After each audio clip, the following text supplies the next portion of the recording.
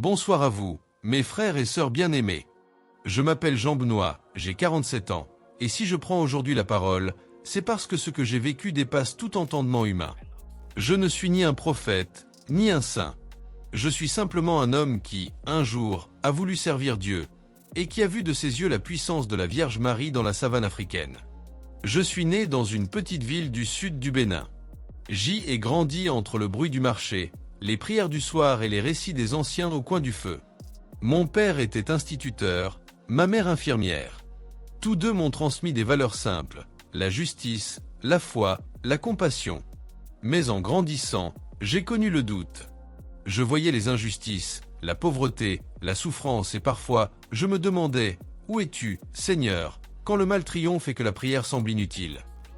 J'ai étudié la théologie, mais plus je lisais, moins je priais. J'avais remplacé la confiance par la logique.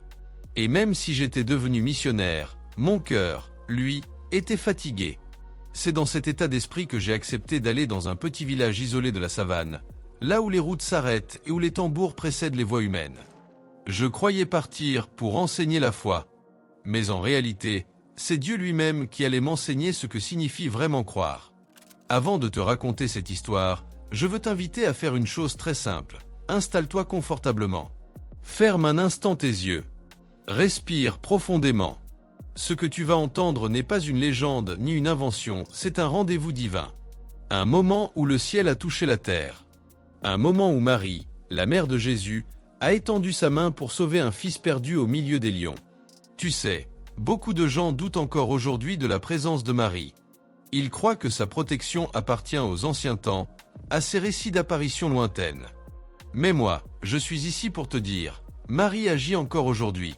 Elle marche au milieu de nous, discrète, maternelle, prête à nous couvrir de son manteau quand le danger approche. Avant d'aller plus loin, j'aimerais te poser une question sincère. As-tu déjà ressenti ce moment où tout semble s'effondrer, où tu n'as plus que ton cri vers le ciel? C'est à cet instant précis que le ciel se penche vers la terre. Et c'est pour cela que je veux t'inviter à vivre cette histoire avec moi, du début à la fin. Ne regarde pas cette vidéo comme un simple récit, mais comme un témoignage vivant que Dieu veut utiliser pour raviver ta foi.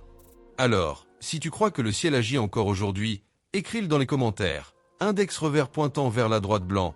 Mère Marie, couvre-moi de ton manteau et fortifie ma foi. Cette phrase simple est une prière, une confession, une clé spirituelle. Et pendant que tu l'écris, je t'invite aussi à t'abonner à cette chaîne, car ici, nous partageons des témoignages réels, des récits qui prouvent que Dieu agit, que Jésus guérit, que l'Esprit Saint transforme et que Marie intercède avec puissance. Partage cette vidéo à une personne qui traverse une épreuve. Tu ne sais pas à quel point ton geste peut sauver une âme. Et surtout, dis-nous en commentaire d'où tu regardes cette vidéo, car ce témoignage ne s'adresse pas à un pays, mais à tous les enfants de Marie dispersés à travers le monde.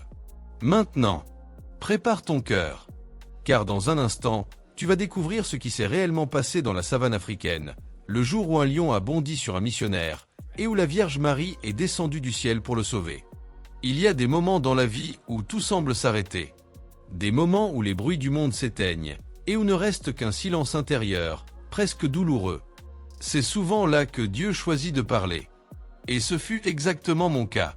Quelques mois avant mon départ pour la mission en Afrique de l'Ouest, j'avais tout perdu. Pas matériellement, non. J'avais perdu la paix intérieure. Les années de service, les responsabilités paroissiales, les discours religieux, les obligations quotidiennes, tout cela avait fini par assécher mon âme.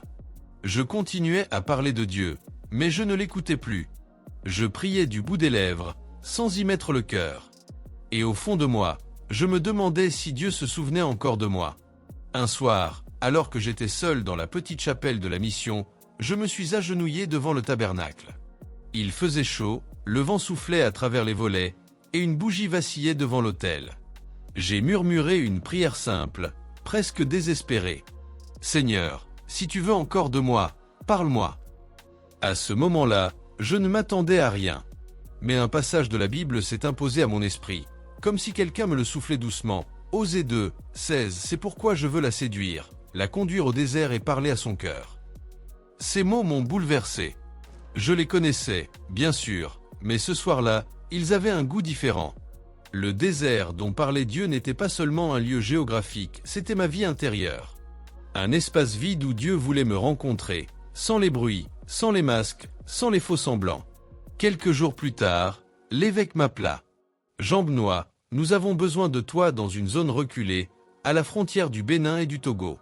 Le village de Kpaou n'a pas vu de prêtre depuis plus de 10 ans. » Je n'ai pas hésité. Je ne savais pas pourquoi, mais quelque chose en moi brûlait. Je sentais que cet appel venait de plus haut. Ce n'était pas seulement une mission.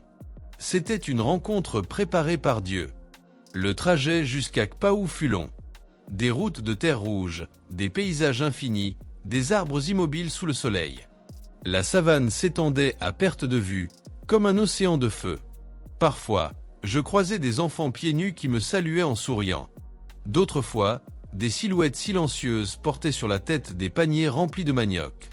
Mais ce qui m'a le plus marqué, c'était le silence. Un silence vivant, presque sacré. Un silence où le cœur commence à entendre ce que la bouche oublie souvent de dire.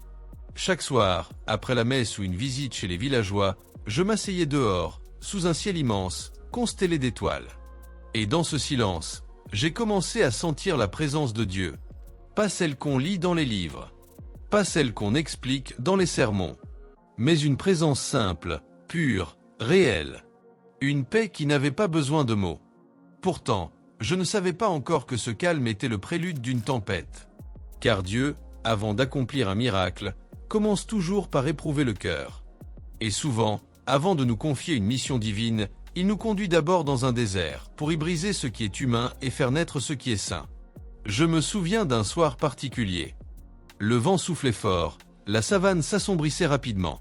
Je priais le chapelet sous un grand baobab. À un moment, j'ai levé les yeux, et j'ai vu un vol d'oiseaux traverser le ciel rouge. Leur mouvement était harmonieux, ordonné. Et j'ai senti au fond de moi cette phrase s'imposer. « Jean Benoît, tu crois venir ici pour parler de moi, mais c'est moi qui vais te parler. » J'ai eu des frissons, car je savais que quelque chose d'important allait se produire. Mais je n'imaginais pas à quel point. Les jours suivants furent marqués par des signes étranges, des cris d'animaux dans la nuit, des empreintes autour de ma hutte, et ce sentiment constant d'être observé. Les habitants du village m'ont prévenu. « Père, ne t'aventure pas trop loin. Les lions rôdent la nuit. » Je souriais poliment, pensant qu'il s'agissait d'une mise en garde symbolique. Mais au fond, ces paroles allaient s'accomplir d'une manière que seul le ciel pouvait prévoir. Ce désert, que je croyais spirituel, allait bientôt devenir réel. Et c'est dans ce désert, au cœur même de la peur, que la Vierge Marie allait me parler à travers un acte inimaginable. Verset de méditation, Osée 2, 16. C'est pourquoi je veux la séduire, la conduire au désert et parler à son cœur. Tremblant encore de l'adrénaline, je me suis assis sur une pierre chaude, sentant le battement effréné de mon cœur résonner dans mes oreilles. La savane, immense et silencieuse, semblait m'entourer d'un manteau protecteur, comme si elle avait été transformée par la présence divine que je venais de ressentir. Chaque souffle de vent qui caressait mon visage me rappelait que je n'étais pas seul, que j'étais accompagné par une force invisible mais réelle, plus puissante que le rugissement du roi de la savane. Alors que je reprenais peu à peu le contrôle de mon corps et de mon esprit, mes pensées se sont tournées vers ma vie entière. J'ai repensé aux jours d'enfance passés dans le petit village où ma foi avait commencé à germer. Les prières chuchotées au creux de la nuit, le doux parfum des cierges dans l'église du village, la voix chaleureuse de ma mère qui me répétait sans cesse « Reste fidèle, mon fils, même quand la route devient dangereuse ». Ces souvenirs, parfois lointains, prenaient maintenant un sens nouveau. Chaque épreuve que j'avais traversée semblait m'avoir préparé à cet instant précis, à cette rencontre avec la fragilité et la majesté de la création, et surtout à l'intervention divine qui m'avait sauvé. Je me suis souvenu de mes premières missions dans des villages reculés, où chaque sourire d'enfant, chaque regard émerveillé d'un villageois qui recevait l'évangile était un rappel de la bonté de Dieu. Mais jamais je n'avais été confronté à la mort aussi directement, face à la sauvagerie brute de la nature. Le lion qui s'était jeté sur moi n'était pas simplement un animal. Il représentait la puissance de la création dans son état le plus pur, une force à la fois terrifiante et sublime. Et pourtant, dans cette même nature sauvage, la lumière divine avait trouvé un chemin, un fil invisible qui m'avait protégé. Je me suis mis à prier longuement, mes paroles tremblantes mais sincères. « Sainte Mère, je n'ai rien fait pour mériter un tel miracle. Montre-moi comment vivre cette grâce, comment être digne de ton intercession. Seigneur Jésus, enseigne-moi à marcher dans la foi, même quand tout semble perdu. » Chaque mot semblait remplir l'air autour de moi, vibrant avec une énergie douce et bienveillante. Et là, dans ce moment de prière, j'ai eu la vision de la Vierge Marie à nouveau. Cette fois, elle n'était pas seulement une figure immobile et lumineuse. Elle parlait, non avec des mots que l'on entend avec les oreilles, mais avec des sentiments et des images qui pénétraient mon esprit. Elle m'a montré la savane, mais transformée. Là où auparavant il n'y avait que danger et aridité, j'ai vu des couleurs vives, des arbres majestueux, des animaux vivant en harmonie. Et au centre, un sentier doré qui semblait s'étendre jusqu'aux cieux. « Continue ton chemin, mon fils », me disait-elle dans cette langue silencieuse mais compréhensible à mon cœur. Ta foi est ton bouclier, ton amour pour les autres est ton arme. N'aie jamais peur. J'ai senti mes larmes couler de nouveau, mais cette fois, elles étaient remplies d'un mélange de gratitude et de détermination. Je savais que ce n'était pas simplement ma survie qui avait été miraculeuse. C'était un appel à renforcer ma vocation, à continuer à porter la lumière dans les endroits où l'ombre semble régner. Et dans cette conviction, le monde physique et le monde spirituel semblaient se rejoindre. La savane n'était plus simplement un terrain dangereux. Elle était devenue un lieu de rencontre entre le ciel et la terre, un sanctuaire invisible où le divin pouvait intervenir à tout moment. Je me suis alors levé, sentant une énergie nouvelle parcourir mes jambes. Chaque pas était plus léger, chaque respiration plus profonde. Je marchais à travers l'herbe haute, observant la nature avec un regard renouvelé. Les oiseaux qui chantaient semblaient saluer ma survie, et même le vent qui soufflait à travers les arbres portait un message de paix et de protection. Je savais que le lion était encore dans les environs, peut-être observant, mais il n'était plus un ennemi, il faisait partie de ce grand dessein que je commençais seulement à comprendre. Alors que je m'avançais, mon esprit s'est tourné vers les villageois que je devais rencontrer. Chaque mission m'avait appris l'importance de la patience, de l'écoute et de l'humilité. Aujourd'hui, après ce qui venait de se passer, je savais que mes paroles porteraient un poids nouveau, que mon témoignage ne serait pas simplement celui d'un missionnaire, mais celui d'un homme ayant été touché par un miracle. J'ai imaginé leur regard, peut-être incrédule au début, puis émerveillé en écoutant mon récit. La Vierge Marie m'avait sauvé pour que je puisse continuer à semer la foi, et chaque vie que je toucherais serait une extension de ce miracle. Je me suis rappelé les paroles d'un ancien prêtre que j'avais rencontré il y a des années. Dieu ne nous envoie jamais là où notre foi ne peut nous protéger. À l'époque, ces mots semblaient abstraits, presque poétiques. Mais aujourd'hui, je les comprenais dans toute leur profondeur. La protection que j'avais ressentie n'était pas simplement un hasard. C'était la manifestation tangible de la miséricorde divine, un rappel que la foi peut dépasser toutes les limites de l'humain. Alors que le soleil commençait à descendre derrière l'horizon, peignant la savane de couleurs flamboyantes, j'ai aperçu au loin les premières huttes d'un village. Mon cœur s'est rempli d'une nouvelle résolution. Chaque pas vers ce village était un pas vers une mission renouvelée. Je savais que je devais partager mon expérience, non pas pour impressionner, mais pour témoigner de la puissance de la prière et de la protection divine. En traversant les dernières herbes hautes, j'ai ressenti un contact subtil, une présence continue qui me guidait. Chaque mouvement, chaque souffle de vent, semblait m'encourager à avancer. J'ai compris que ce miracle ne m'avait pas seulement sauvé la vie, il avait éveillé en moi une conscience nouvelle, une compréhension plus profonde de la grâce et du destin. La vie, la mort, la peur et l'amour étaient désormais entrelacés dans un tissu invisible, et la Vierge Marie était le fil lumineux qui tenait tout ensemble. En arrivant près des huttes, j'ai pris un moment pour me recueillir. Je savais que je devais partager mon expérience, non pas pour impressionner, mais pour témoigner de la puissance de la prière et de la protection divine. En traversant les dernières herbes hautes, j'ai ressenti un contact subtil, une présence continue qui me guidait. Chaque mouvement, chaque souffle de vent, semblait m'encourager à avancer. J'ai compris que ce miracle ne m'avait pas seulement sauvé la vie, il avait éveillé en moi une conscience nouvelle, une compréhension plus profonde de la grâce et du destin. La vie, la mort, la peur et l'amour étaient désormais entrelacés dans un tissu invisible, et la Vierge Marie était le fil lumineux qui tenait tout ensemble. En arrivant près des huttes, j'ai pris un moment pour me recueillir. Je voulais entrer dans ce village avec un cœur pur, prêt à écouter, à partager et à servir. Je savais que certains d'entre eux douteraient, que d'autres riraient ou resteraient sceptiques. Mais je savais aussi que le témoignage que j'apporterais serait différent de tout ce que j'avais raconté auparavant. Ce n'était pas simplement une histoire de survie, mais un témoignage vivant de l'amour divin, de la puissance de la foi et de l'intervention miraculeuse de la Vierge Marie dans les moments les plus sombres. Segment 3, le village, le témoignage et la foi en action, version complète. Alors que la nuit s'installait lentement sur le village, le ciel africain devenait un océan d'étoiles scintillantes, d'une beauté qui semblait irréelle après la tension de la journée. La savane environnante, d'abord hostile et menaçante, s'était transformée en un paysage sacré, enveloppé d'une lumière douce et mystique. Je sentais encore les battements précipités de mon cœur, mais ils étaient désormais accompagnés d'un sentiment de paix profonde. La Vierge Marie était toujours là, silencieuse mais présente, guidant mes pas et mes paroles. Je m'assis au centre du cercle formé par les villageois, qui avaient commencé à s'approcher avec prudence, mais aussi avec une curiosité grandissante. Les enfants, fascinés, s'étaient rapprochés pour écouter mon récit, tandis que les adultes échangeaient des regards, certains sceptiques, d'autres attentifs. J'ai repris mon récit, chaque mot imprégné de l'expérience que je venais de vivre.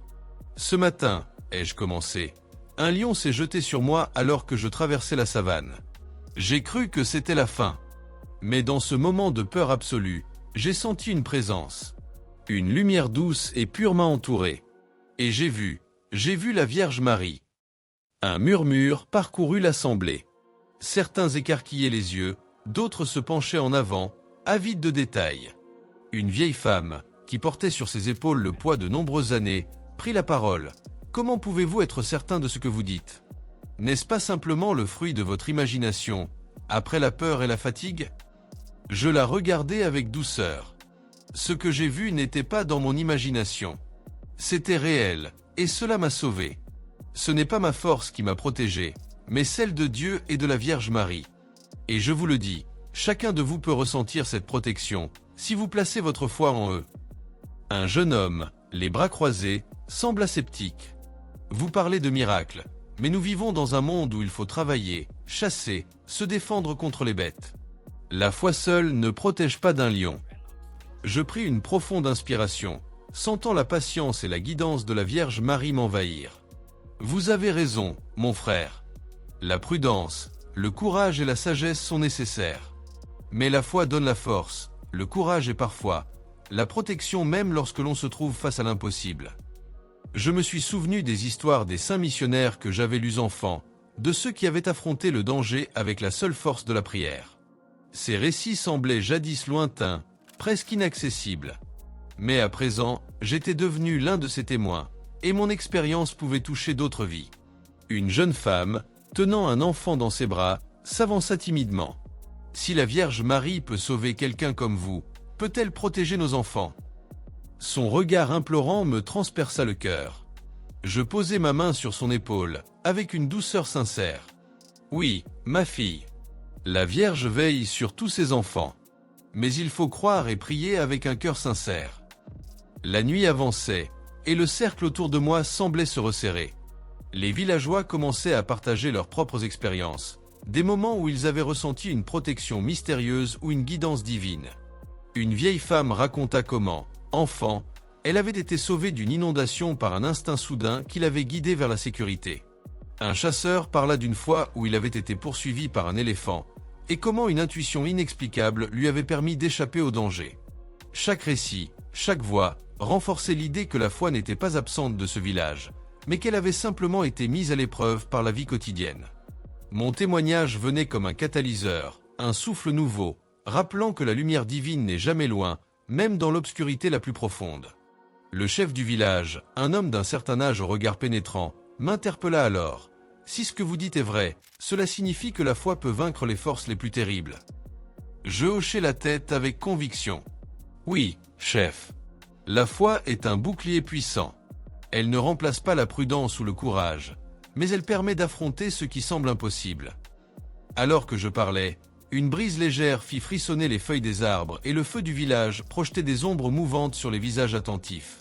Je sentis une nouvelle fois la Vierge Marie près de moi, invisible mais tangible, comme si elle inspirait les cœurs des villageois. Leur scepticisme s'évanouissait peu à peu, remplacé par la curiosité, l'émerveillement et pour certains, une foi naissante. Je me mis à raconter chaque détail de l'attaque, le rugissement du lion, le moment où il bondit, la terre craquelait sous mes pieds, et cette sensation de lumière qui m'enveloppait. Je décrivis la Vierge Marie, son visage radieux, son regard plein de compassion, et comment j'avais senti sa force me protéger. Les villageois étaient silencieux, fascinés. Même les enfants retenaient leur souffle. Après un long moment, le chef du village me demanda « Pourquoi Dieu vous a-t-il choisi vous, et pas un autre ?» Je réfléchis un instant, la voix tremblante mais sincère. « Je ne sais pas pourquoi moi, mais je sais que ce miracle est pour tous. C'est un rappel que la foi existe, qu'elle protège et qu'elle peut transformer la peur en courage. Vous tous pouvez être touchés par cette lumière, chacun à votre manière. » La conversation s'étendit tard dans la nuit. Les villageois posaient des questions sur la prière, la lecture des Écritures, les saints et la protection divine. J'expliquais comment la foi se manifeste non seulement par des miracles spectaculaires, mais aussi dans les petits gestes du quotidien. Aider son voisin, pardonner, partager avec ceux qui ont besoin. Chaque mot était nourri de l'expérience récente, et chaque parole semblait toucher les cœurs.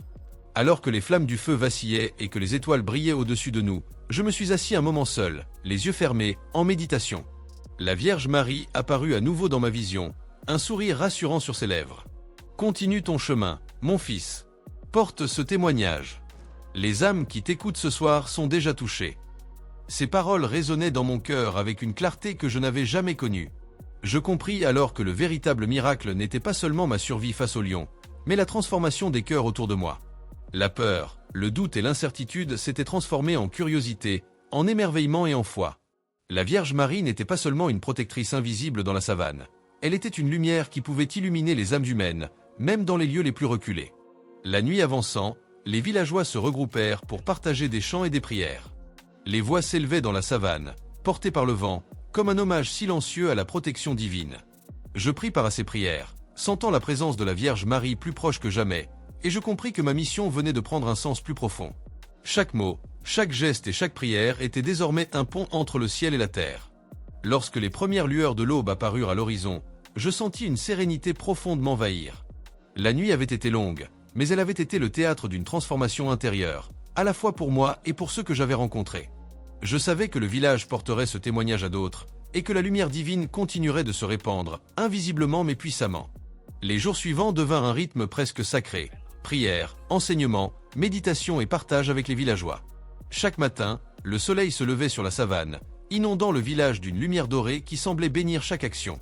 Je commençais mes journées avec une prière longue et silencieuse, sentant la présence de la Vierge Marie autour de moi, me guidant et me fortifiant pour les épreuves à venir. Un matin, alors que je me promenais près d'un petit ruisseau qui traversait le village, je remarquai un enfant assis seul, l'air triste et inquiet. Je m'approchai doucement, posant ma main sur son épaule. « Que se passe-t-il, mon petit ?» demandai-je. Il baissa les yeux et murmura « Mon frère est malade, et personne ne peut l'aider. » Je sentis mon cœur se serrer. Je m'agenouillai à ses côtés et priai avec lui, appelant la Vierge Marie pour qu'elle apporte guérison et réconfort. Quelques heures plus tard, sa mère me rapporta avec larmes aux yeux que son fils avait retrouvé l'énergie et le sourire. Ce petit miracle, bien que modeste, renforça la foi des villageois et fit circuler une énergie nouvelle dans le village.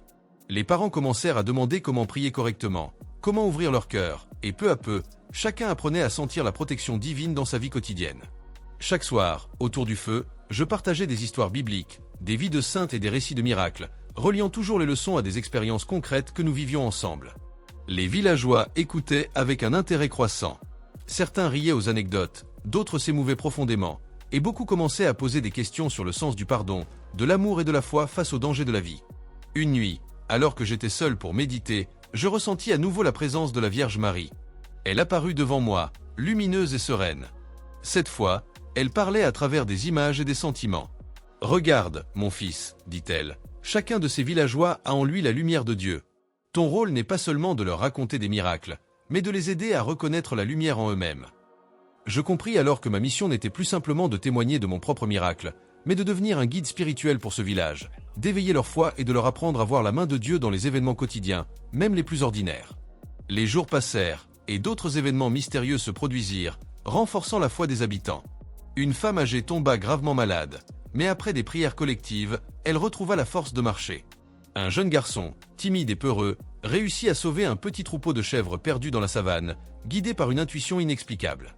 Chaque événement était perçu comme une manifestation subtile de la protection divine, et je voyais dans leurs yeux la gratitude et l'émerveillement grandir.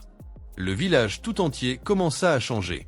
Les habitants s'entraidaient davantage, les querelles s'apaisaient, et une atmosphère de paix et d'unité s'installait. Même les sceptiques ne pouvaient plus ignorer les signes et les changements visibles. La foi se propageait, douce mais puissante, comme un feu invisible qui réchauffait tous les cœurs. Un jour, alors que je marchais à l'orée de la savane, j'aperçus de nouveau le lion, majestueux et calme, observant le village à distance. Mais cette fois, il n'y avait aucune peur en moi. Je sentis une profonde gratitude et un respect pour cette créature, reconnaissant en elle la grandeur de la création et la puissance de Dieu dans la nature. Chaque être a son rôle dans le plan divin, murmurai-je dans mon cœur. Et même ce lion, que j'avais craint, est un instrument de la grâce.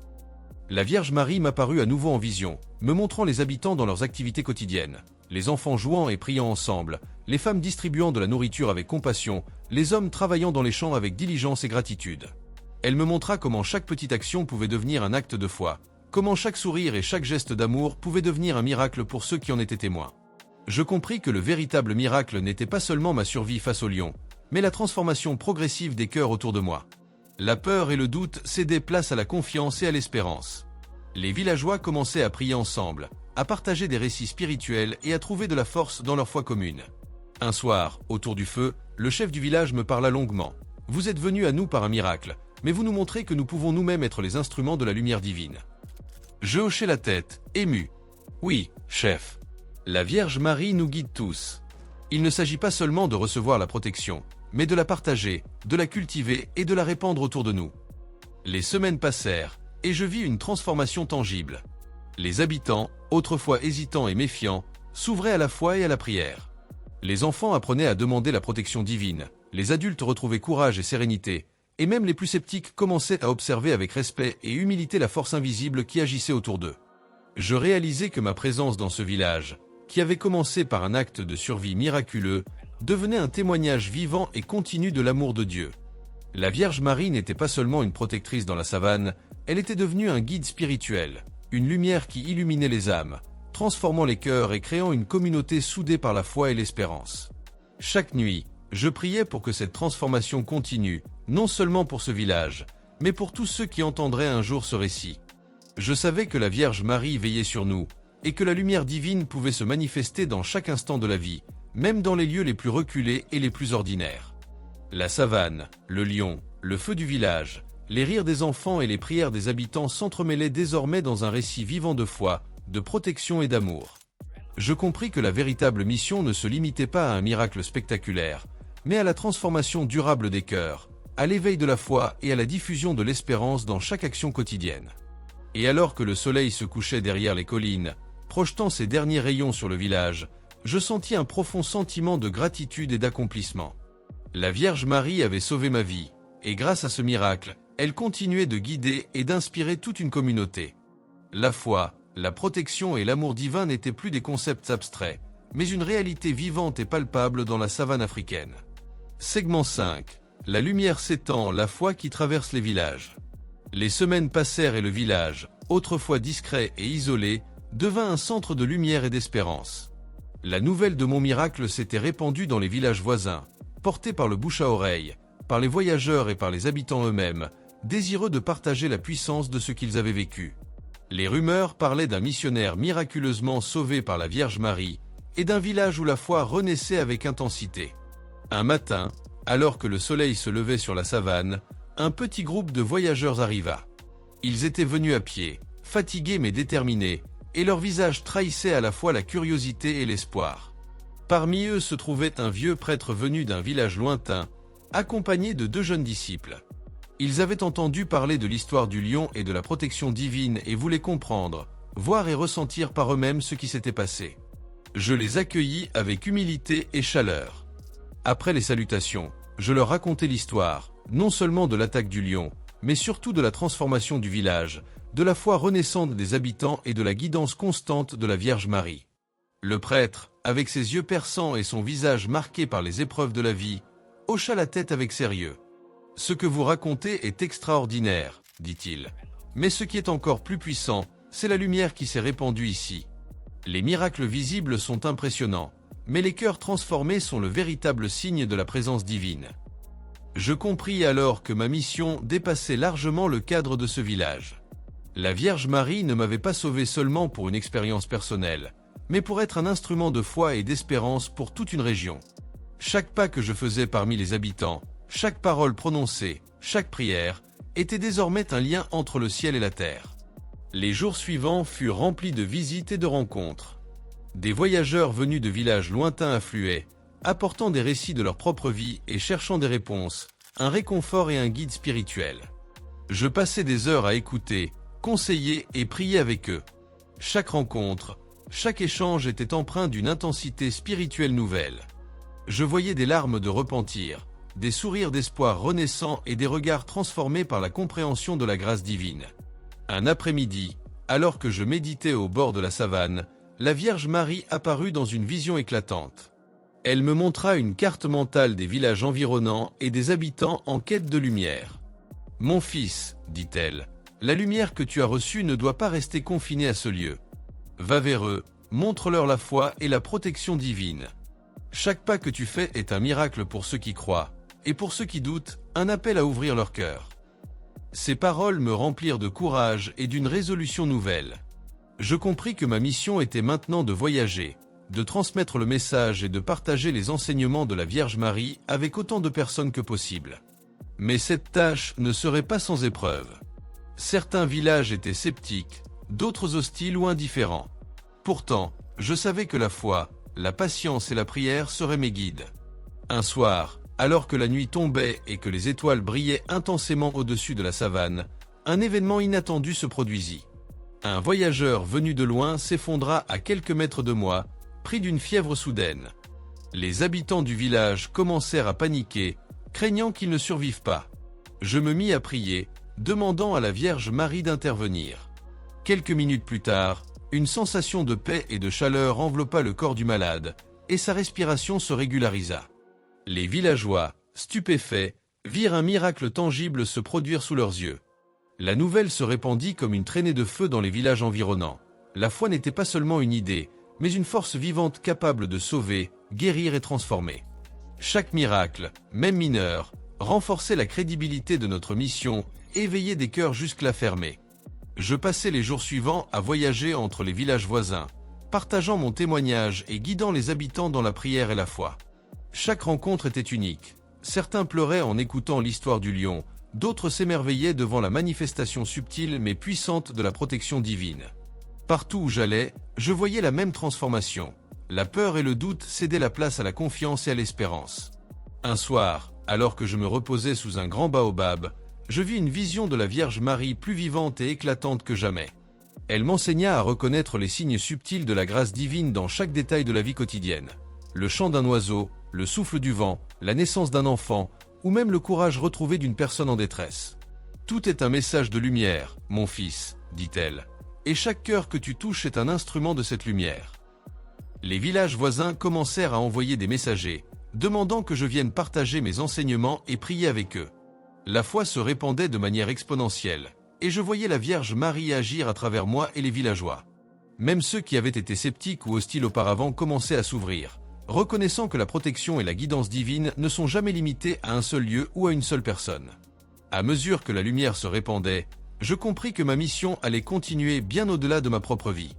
La Vierge Marie m'avait choisi comme instrument, mais elle utilisait les cœurs des habitants et des voyageurs pour amplifier le message. Chaque prière, chaque acte de foi et chaque miracle, qu'il soit visible ou subtil, faisait partie d'un plan divin beaucoup plus vaste. Alors que le soleil se couchait derrière les collines lointaines, je sentis une gratitude profonde et silencieuse. La savane, le lion, les villages, les habitants et chaque moment vécu jusqu'ici étaient tous des instruments de la grâce divine. La Vierge Marie m'avait sauvé, et à travers ce miracle, elle continuait à transformer des vies, éveiller des âmes et répandre l'amour et la lumière de Dieu à travers la région. Segment, le moment de révélation.